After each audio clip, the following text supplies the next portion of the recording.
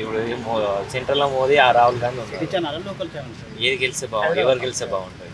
మోదీ ఏది రాహుల్ వచ్చినా కానీ మనం ఏం చెప్తాం సార్, ఇక వాళ్ళ చేతులు ఉన్నది. ఇప్పుడు లోకల్ ఎమ్మెల్యే హరీష్ రావు కదా, మరి లోకల్ కాదు, మరి గంగాపూర్ ఇక్కడ ఆయన ఎమ్మెల్యే ఎవరు? హరీష్ రావు. ఇప్పుడు రేవంత్ రెడ్డి వచ్చి 100 days అవుతుంది.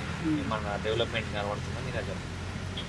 ఇప్పుడే సార్, ఇప్పుడైనా ఇక వాళ్ళు కూడా చేసేది ఇక తెలియదు కదా. 6 గ్యారెంటీ అన్నీ వచ్చినాయి. 6 గ్యారెంటీలలో ఇంకేడా సార్, ఇక అమ్మని చేస్తే చెప్పారు కదా, వచ్చిందా కరెంట్ వచ్చిందా కదా? ఫ్రీ కరెంట్ వచ్చింది.